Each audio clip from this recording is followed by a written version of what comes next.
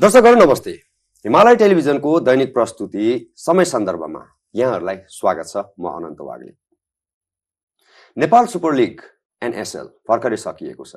Lalitpur city football क्लबले Nepal super लिगको यो दोस्रो संस्करणको उपाधि जितेको छ। आजको यो एपिसोडमा हामी ललितपुर सिटी फुटबल क्लबका प्रशिक्षक इयान गिलानलाई स्टुडियोमा निम्ति आएका छौँ। अस्ट्रेलियाका प्रशिक्षक इयान गिलानले पहिलोपटक नेपाली टोलीलाई सम्हालेका थिए। यो प्रतियोगिता ललितपुर सिटी फुटबल क्लबका लागि उतार चढावमय रह्यो। सुरुमा 2 खेल जित्यो, बीचमा बराबरी र अन्तिममा 2 खेल हार्दा प्लेअफ अथवा एलिमिनेटरमा पुग्ने नपुग्ने शंकाका बीच चौथो स्थानमा रह्यो ललितपुर सिटी र त्यसपछि पछाडि फर्केर हेर्नु परेन। उत्कृष्ट प्रदर्शन गर्यो ललितपुर सिटी फुटबल क्लबले र उपाधि पनि जित्यो। एलिमिनेटरमा काठमाडौँलाई, दोस्रो क्वालिफायरमा पोखरालाई र फाइनलमा धनगढीलाई हराएर ललितपुर सिटीले उपाधि जितेको हो। ललितपुरको यो प्रतियोगिता उतार चढावमय रह्यो। स्कटल्यान्ड मूलका अस्ट्रेलियन प्रशिक्षक गिलानलाई आज स्टुडियोमा निम्ति आएको छौँ। उहाँको अनुभव नेपालमा रह्यो, कस्तो अनुभव रह्यो, नेपाली फुटबलमा देखिएको पोटेन्सियल क्षमता, खेलाडीहरूमा देखिएको क्षमता कस्तो थियो, उहाँको यहाँ अनुभव कस्तो रह्यो, आज यो विषयमा कुराकानी गर्नेछौँ। Coach, welcome to our show. Welcome. I'm happy to be here. First of all, I would like to congratulate you on achieving a glorious trophy in Nepali football. Yeah, it was good. It was a great experience winning the NSL Series 2. And yeah, it was a great honour to lift the championship. Reflecting on Nepal Super League's unpredictable journey with 2 wins, 4 draws, and couple of losses at the last 2 games in the league round, and comeback was very, very astonishing. How was your experience, this roller coaster experience in Nepali football? Oh, look, it was quite difficult. I mean, it was a competition where we never got all the players together until possibly 3 days before the competition started, which made it really difficult for us to gel the Nepalese international players plus some of the foreigners together. So it was a real challenge, and we never really got to be playing our best football until possibly the final series. And then we were quite convincing, I thought, that and we deserved to win it.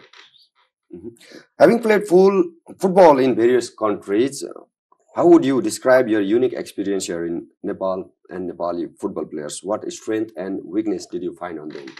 Well, look, I think that the young Nepalese football players are quite technically gifted. They're not physically strong, and they're not of a big stature, but technically they're quite good. And I think with a little bit more development, and I possibly should have described it as a lot more development, really. I think that the players will develop into being quite good Asian players, and then hopefully they would target possibly breaking into Europe. But definitely that Europe's a bit too far off at the moment for some of these Nepalese players, because they're just not physically strong enough, and they're just not technically aware of how the professional game actually works. They have great strength and great techniques also in European football, but Nepali football, it's just slowing down the pace of development, right? Well, I think that you've got to get your national body behind development, and all the regions within the country should have like centres of excellence. And to have a centre of excellence, you've got to have like facilities, and facilities are like what's really lacking here. You've got to have your artificial surfaces where you can play in the rain, you can play in the sun, you can play in all the different types of weather, and it's got a true bounce, and the ball's like true. Whereas if you go to some of the training facilities that we used prior to the NSL, it was just like a jungle, and the ball would bounce and go off at 90-degree angles and stupid things like that. And if you are to develop, like I said previously, you've got to set up these centres of excellence for the best young talent. And it's all about, if it was me, I'd be looking at targeting like under 14, under 16, under 18 as quick as possible, because those age groups are the ones that are going to be trying to compete at the 2030 World Cup qualification stage. And that's what you've really got to look at. You've got to look at the bigger picture and add some quality to what you've presently got. How do you see these youngsters in Nepali football? Well, we've got a couple of young players, as you experienced. I mean, Kushal, he scored a crucial goal for us to get to the final. And I think he's a fine young talent. And then Raki, I call him Raki. Yeah, he's another fine central defender. I mean, I believe that they are the future. But yeah, again, I mean, I was just talking to my boss this afternoon saying that we need to try and get these kids into an environment and have an attachment with a club so that they're playing with better players than what's presently here, so that it enhances their development. And this is something that we're going to talk about at a future date to see if we can actually take these players overseas, give them an overseas experience, whether it's for 8 weeks, 12 weeks, 6 months, whatever it takes. The big problem is finance. Who's going to finance that? So that's some of the detail that's to be spoken about in the next meeting. In your tenure, you had the opportunity to witness the strength and weakness of Nepali players. Can you identify the specific areas of improvement in regarding their strength and weakness, improvement and development of their quality? Do you believe on them? Yeah, I've got great belief in the Nepalese player. I mean, we've got like Shanice, for instance. I think he's an extremely talented player. I think that he could go on to play in some of the higher leagues within Asia. He's got good he's got anaerobic capacity and aerobic capacity that some of the other Nepalese boys don't have. He's technically good. He's physically strong. He's got a good mental application for the game. So, I mean, he's one that just stands out to me just like straight away. Ananta, as a central defender and leader, he's got great leadership qualities. And I mean, he's extremely strong in the air. And that's something that's not really that common in Asian players. And we had like Denise, he came into our camp and he was a little bit stale. And then all of a sudden, with our training and everything, he came to life and was like a real asset to us. So, I mean, there was three. CC was another one who's quite a clever player, quite humble and quite quiet, which is not like a normal football player. I mean, you go to Europe and they're all yappy and they're all like loud and boisterous. That's a quality that he could possibly, or an area that he needs to improve on, his communication skills, particularly in the middle of the park there. But I mean, Adi got good energy. He just needs to work on his technical ability a little bit, but enthusiasm, commitment and dedication to the game, second to none. I mean, he's extremely professional. So, I mean, I've just rattled off 5 players there. You could add Kushal to that, who scored a crucial goal for us in the semi-final. Then you've got Raki, who came in, played central defence when Karim was suspended. Again, I think he's an 18-year-old boy. I mean, these two, like Kushal and Raki, they're the future in Nepal. So if we could possibly try and enhance them a little bit further, maybe put them on some kind of, you maybe describe it as a scholarship or an attachment or however you want to call it, into some of the more football-orientated countries, I think that you would find that they would improve extremely well. Mm-hmm. On this current situation of Nepali football, can they compete on international arena? Are they ready? I don't think so. What do you evaluate? Are you talking about the national team? Yeah. Well, look, I think that, I mean, I've watched the national team several times. You have observed the play of performance of national team players thoroughly. Yeah, I've watched them several times now, particularly because we had four of our boys in the group. I just think there's lack of depth. I just don't think the pools or the squad has got that many quality players in it. I'm led to believe that many players go overseas. They go and work in places like Australia, which isn't a bad place to work, to be honest. But I think that if we could get them back, and I say we because I'm still here in Nepal and part of Nepal football, if we could get them back into playing for the country, even just for international games, that would be a big plus. And if we can bolt on some of these up and coming young so-called stars like Kushal, I mean, he's probably the highest profile 17-year-old kid in Nepal at the moment. If you could bolt them onto it and give them a little bit of football education, I think that you're starting to create something positive, which football really needs here in Nepal. What was the captainship? How was the captainship of captain in this tournament? Ananta. Yeah. Ananta was super. I mean, Ananta's a quality person. I mean, not just on the park. I mean, off the park as well. He can guide and he can lead his players in basic things like at meal times. I mean, everybody's finished. Are you finished? And then once everybody's finished, right, it's right. Okay, we can go. If there's any questions or if there's anything needed to be done in house among the players, and then come to me and speak about it rather than me go to the players in an open forum, he can relay the message in that way as well. So he's got great qualities in leadership, and I would say that when he's finished his days playing professional football, representing the national team, he will become he'll be a legend. He'll be a Nepalese football legend, and he deserves it because he's put a lot of work into it so far. And let's hope he continues along that same pathway. Okay, communication is vital in this sports, right? Given the language barrier, and how challenging was it to convey your strategies to the players? Was it any obstacles on conveying your strategies? This has been the easiest country that I've possibly worked in Asia, because everybody seems to want to talk English. I don't know if it's that they're trying to be clever and show how good they are in regards to the multilingual. But no, I found it in Malaysia, it was quite good. I mean, that was good. Indonesia was difficult because the Indonesians had that Dutch influence, and they never had that English influence like yourselves. You've got a lot of like Indian people that speak English, and it was like pleasant to go onto a training ground and you could speak English and you didn't have to get a translator to translate something. And I found that the boys were, some of their English was better than mine.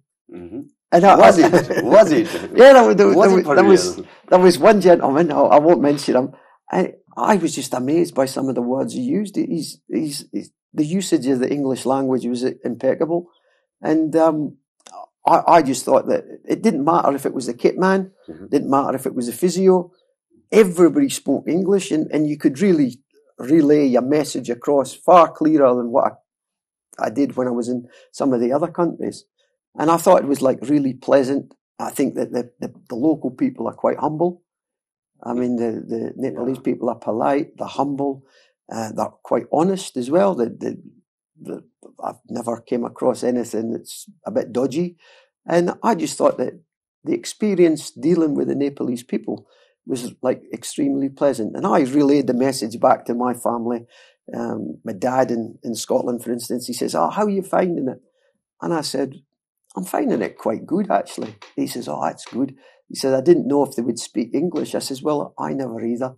I says, "But the experience I'm having at the moment is extremely pleasant, and the football is easier to communicate in regards to what we want you to do in this particular football instance or for this football action."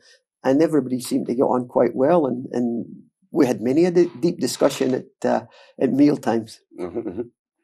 Having worked in diverse football cultures like Australia, Scotland, Malaysia, Philippines, Indonesia, how does the football culture in Nepal differ in your view?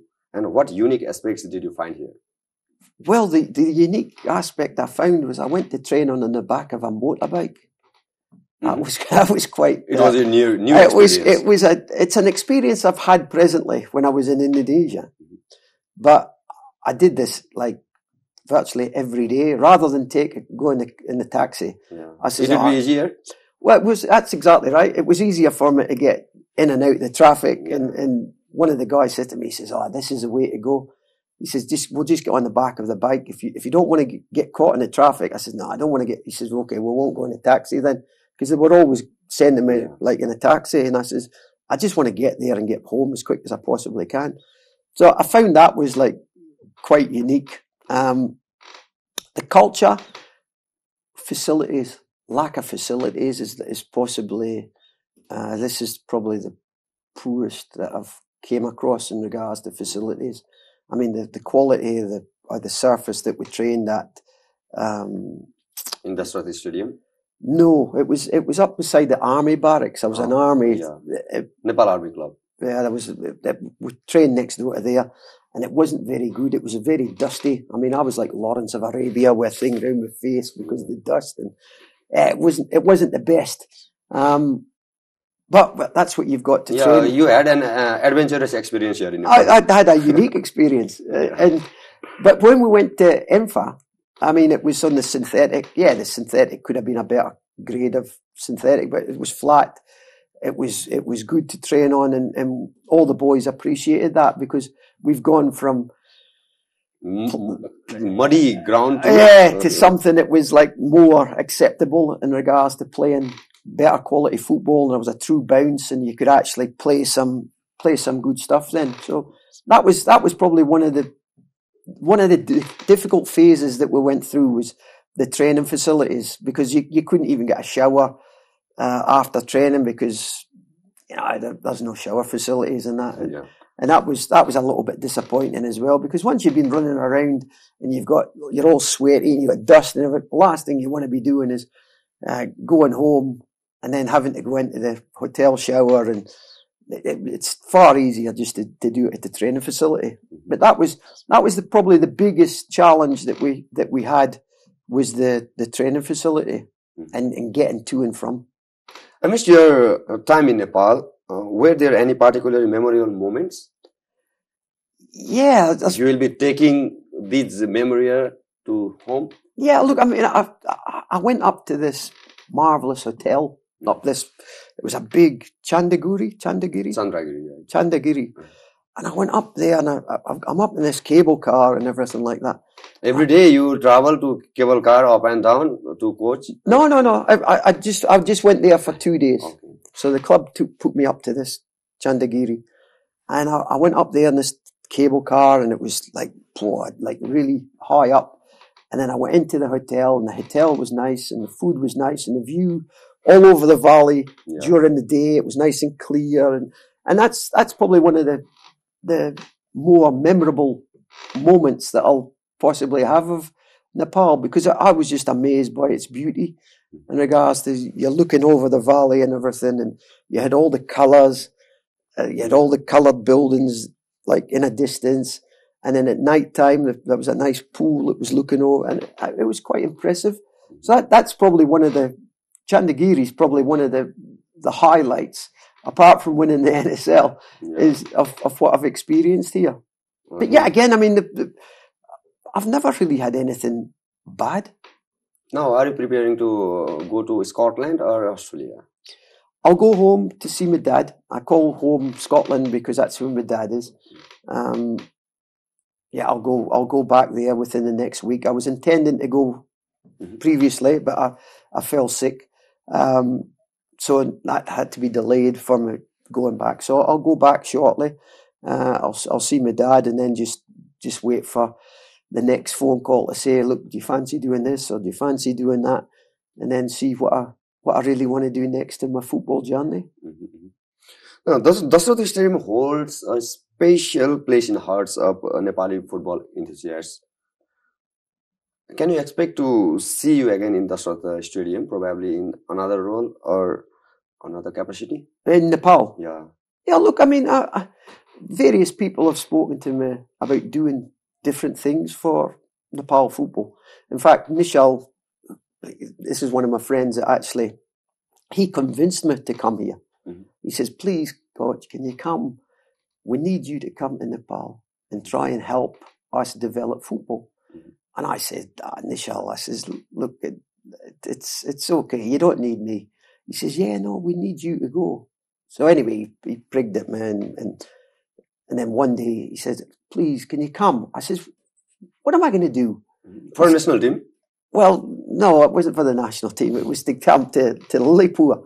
And I said, look, I says, okay, I'll come, but I'll only be there for the season, and then I'll have to go and get another job. It will be a great opportunity for you to lead the national team as well. Don't you have any plan about that? No, you've got a national team coach at the moment. Yeah, he will go and another will come. Well, look, I mean, let's cross that bridge in the future. I mean, when the national team coach... If you get this opportunity to lead national football team, Nepal national football team, will you accept it? Oh, look, if they came to me and asked me would I be interested in doing it, I would definitely consider it. But at the moment, they've got a coach who's doing a good job, and I don't interfere with that, and I don't want to cause any rumours or any problems. I just support that you've got one at the moment. If and when that does become vacant, if there is an interest for me to do it, yes, I would definitely consider doing it. Mm-hmm.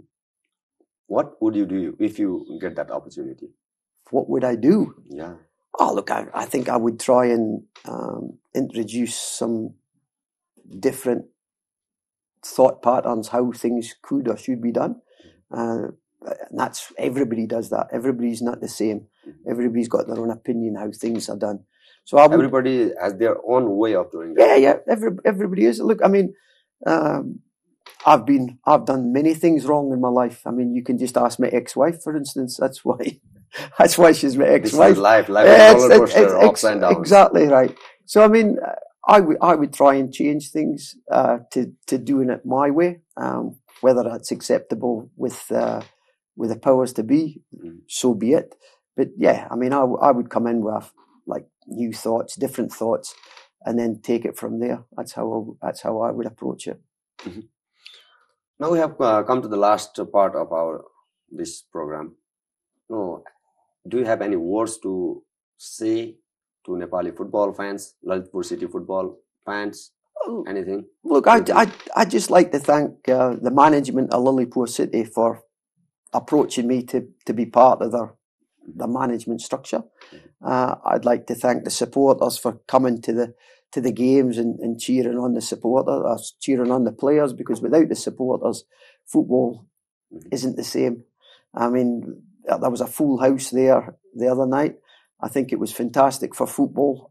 I'm led to believe it's been a long, long time since the stadium was full with, passionate football supporters like what we've seen over the last 40 plus days of the NSL. There are a couple of problems that I do identify in football. That there's a lot of bickering going on between Group A and B and C, right? Try and get that fixed up as you possibly can. Get it fixed up, put that to bed, and put all your energies into being positive, because you have got a good product here. It's just a case of that you've all got to push in the right direction, because if you're dismantling it here and dismantling it there, you're only getting a small percentage of positivity. But if you put everything back together and you've got 100% everybody behind the game, then you can go forward, and then hopefully one day you can qualify for a World Cup. And I'm talking about the World Cup finals. If you qualify through the Asian group, which is a lot easier than going through the European section. But geographically, you're in Asia. That's where you got to compete in, and hopefully you can compete there. You can compete against your Koreas, your Japans, and then you can qualify just like what Australia has. I mean, Australia's done an amazing job in regards to. Well, I mean, it's qualified for 4 World Cups now. Yeah. And that's all because all the states, like your New South Wales, your Western Australia, your South Australia, Queensland, they all got behind football, got themselves a curriculum, got themselves coach education, got all these kind of components together, created better players, created better teams. Players went across to Europe, played in some good teams in Europe, then collectively as a national team, they did great things in Asia and then qualified for the World Cups. Yeah. So I can't see why Nepal can't do similar things. It's just that we've got to hide some of the hatchets, and we've got to try and get everybody to be on the same page and try and push positively. for football to grow. NSL is the best competition because it's possibly got the best finances. Yeah. But let's try and see if some of these A division teams and B division teams can capitalize on some of the positivity that's came from the NSL. And like I said, let's try and work as one so that we can actually have a successful national team. Mm-hmm. Thank you so much, coach. Thank you for your valuable time here. Thank you, and it's a great pleasure. And I'd just like to thank all the footballing people in Nepal for everything that's happened since I've been here. And I wish you well in season 3. And I hope that the upcoming national team do well in the World Cup qualification stage. Thank you. दर्शकहरू, समय सन्दर्भ आजको लागि यति नै। आजको यो अङ्कमा हामीले Lalitpur city football क्लबका प्रशिक्षक किलानसँग कुराकानी गर्यौं। नेपाली फुटबलमा एनएसएलमा च्याम्पियन बनाउँदै गर्दा, ललितपुर सिटी फुटबल क्लबलाई एनएसएल च्याम्पियन बनाउँदै गर्दा उहाँले भोग्नु भएको एक्सपिरियन्स, उहाँले देख्नु भएको नेपाली फुटबल र नेपाली फुटबल कल्चरका विषयमा केन्द्रित रहेर कुराकानी गर्यौं। आजको लागि समय सन्दर्भ यति नै। नमस्ते।